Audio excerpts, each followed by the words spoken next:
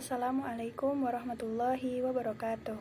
Perkenalkan, nama saya Ulfatur Rafiqoh dengan NIM 211110101 dari kelas Ilmu Al-Quran dan Tafsir 4A. Pada kesempatan kali ini dan sekaligus untuk melengkapi ujian akhir mata kuliah kajian Quran digital, saya akan menjelaskan tentang tafsir kesetaraan gender. Nah, zaman sekarang banyak sekali isu-isu tentang gender, di antaranya seorang laki-laki yang sukses, maka dia akan dipandang dengan positif dan dianggap sebagai laki-laki yang hebat. Namun jika perempuan yang sukses, maka dia dianggap dengan stigma yang negatif dan bahkan dianggap membuat kekhawatiran laki-laki atau bahkan membuat laki-laki minder. Begitu juga sebaliknya, seorang perempuan yang mendapat pelecehan, maka dia akan diterima dan direspon baik oleh masyarakat dan dilakukan pembelaan. Namun jika laki-laki yang mengalami pelecehan, maka masyarakat akan bersifat lumrah dan wajar, karena hal-hal yang bersifat kekerasan, main tangan, itu adalah identik dengan laki-laki. Padahal Allah sudah menciptakan laki-laki dan perempuan dengan kelebihannya masing-masing. Laki-laki menciptakan laki-laki dengan pribadi yang kuat pemikirannya dan perempuan yang kuat dengan perasaannya. Dalam menghadapi masalah, laki-laki akan mengedepankan rasionalitas pemikiran dan sedangkan perempuan akan mengedepankan emosional dan perasaannya. Lalu, bagaimana dengan kesetaraan gender? Setara.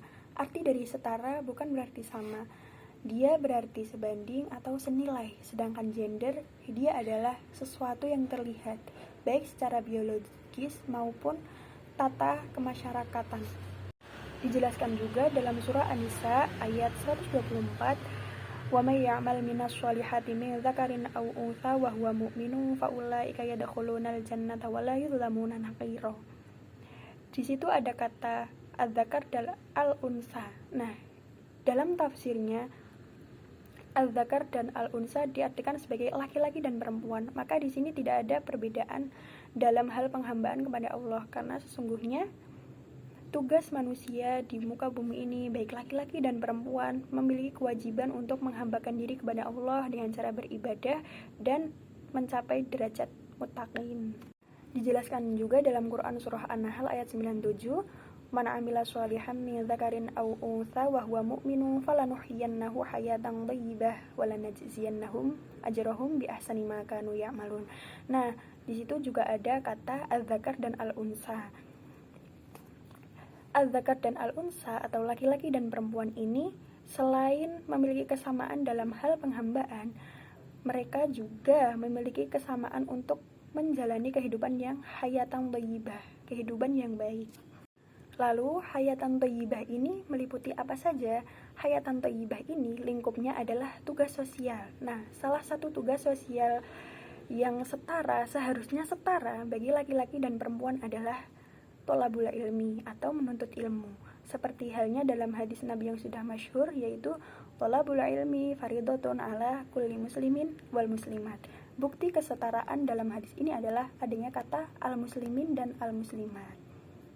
Dalam hadis tersebut bisa diambil bahwa menuntut ilmu bukan lagi dijadikan sebagai hak, namun juga sebagai kewajiban bagi orang muslim laki-laki dan muslim perempuan. Nah, dari ayat Allah tersebut bisa diambil bahwa kita sebagai makhluk Allah itu sudah diciptakan dengan berbagai macam bentuk, sifat, kelebihan, dan porsinya masing-masing. Seperti juga dengan laki-laki dan perempuan. Maka di antara kita tidak boleh saling menghalangi tugas sosial di antara kita, dan kita juga tidak boleh saling memandang rendah, karena sesungguhnya semua gender, laki-laki dan perempuan, itu semua di mata Allah sama. Nah, sedang gempar akhir-akhir ini adalah tentang feminisme. Apa itu feminisme? Feminisme adalah kondisi di mana peran perempuan sangat di-highlight atau sangat disorot. Di mana feminisme ini digunakan ketika keadaan perempuan sedang dalam keadaan terpojokkan. Dia tidak boleh menunaikan tugas sosial, dia dibatasi haknya, dan dia bahkan sampai dilarang yang menurut itu sangat melampaui batas. Dengan adanya feminisme ini timbul masalah di mana perempuan terlalu menjunjung tinggi dirinya. Ya memang semua orang itu punya hak untuk menjunjung tinggi dirinya sendiri atau mengamankan harga diri, menjunjung harga dirinya.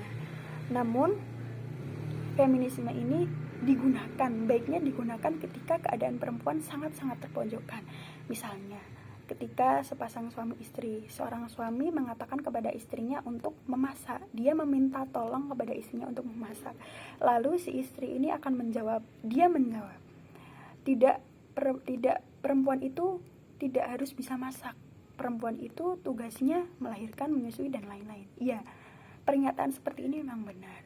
Namun, posisinya suamimu itu meminta dirimu untuk memasak, bukan memaksa ataupun menuntut. Nah, feminisme ini digunakan ketika sang suami ini menuntut. Dia berkata, kamu istri harus bisa masak, kamu istri harus bisa ngurus anak, kamu istri harus bisa mencarikan uang, mencarikan keperluan untuk anak-anakmu. Nah, baru itu feminisme harus digunakan. Begitu juga seorang laki-laki yang tidak bisa membatasi hak-hak perempuan. Misalnya dia tidak boleh menuntut ilmu, dia harus bisa merawat diri, dia harus bisa mempercantik diri, dia harus bisa mengurus keluarga, mengurus rumah, mengurus mertua, dan lain-lain.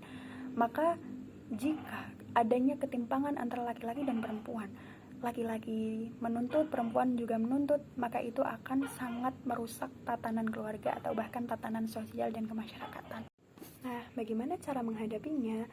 Maka kita sebagai umat Islam, kita harus kembali kepada Al-Quran, di mana di antara ayat-ayat tadi dapat diambil kesimpulan bahwa laki-laki dan perempuan di dunia ini diciptakan sebagai hamba Allah, di mana hamba berkewajiban untuk mengabdikan diri, beribadah hanya kepada Allah Subhanahu wa Ta'ala semata.